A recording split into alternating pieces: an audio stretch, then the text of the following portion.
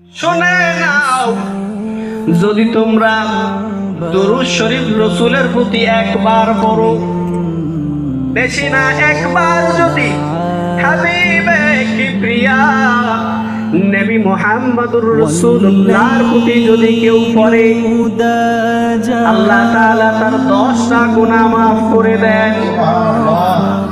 শুধু এই কথা বলে তিনি থেমে যাননি, পক্ষান্তরে বলেছেন আল্লাহ তাআলা তার আমলনামার মধ্যে 10টা স্পেশাল নেকি দান করেন। মুসলমান নেকি দিলেন, গুনাহ কেটে দিলেন।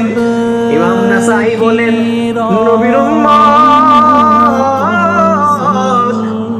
শুধু তাই নয়, আমার আল্লাহ তাআলা তার হাবিবের প্রতি যদি তার কোন উম্মত দুরূদ শরীফ পাঠ করে,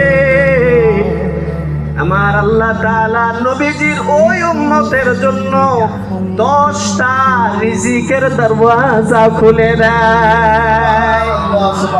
এই জন্য আমি আপনাদেরকে বলবো, সারাটা জীবন আপনি ঘুমিয়েছেন, জন্ম নেওয়ার পর থেকে নিয়ে ঘুমাতে আজকের এই জায়গা পর্যন্ত পৌঁছেছি।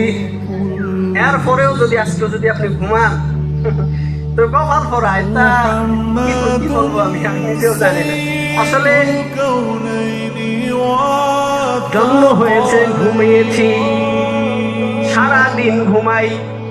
যদি বলেন আমরা দিনে ঘুমাই না, তাহলে রাতে ঘুমান। আমি দেশে থাকি মিশরে, ওখানে সন্ধ্যা হয় রাত্র 12টার পরে।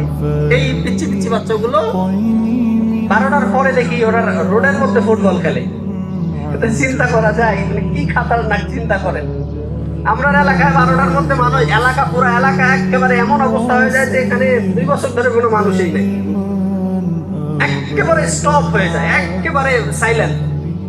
কিন্তু মিশরের অবস্থা হলো এইরকম যে 12টা বাজার পরে বাচ্চারা রোডে নামে খেলতে আর চিল্লাচিল্লি। আর আমরা তো ফার্স্ট যে আমরা মোটামুটি ওই 8টা, খুব বেশি তো বড় জোর হয়ে গেলে আমরা 10টা পর্যন্ত জেগে থাকি না। আমি তো নতুন যখন আমি মিশরে গেলাম, মিশরে গিয়ে দেখি ওই যে বাচ্চাগুলো খেলে, চিল্লাচিল্লি করে, আমার তো ঘুম নষ্ট। আমি কোন জায়গায় এলাম, দেখি রাত্রেবেলা দেখি ফুটবল খেলে। আর বাতি তো অনেক জল, একেবারে দিনের মতো।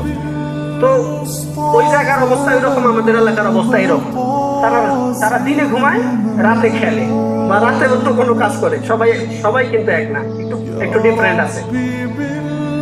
তো সেখান থেকে কথা ধরে আপনারা রাতে ঘুমান, তারা দিনে ঘুমায়।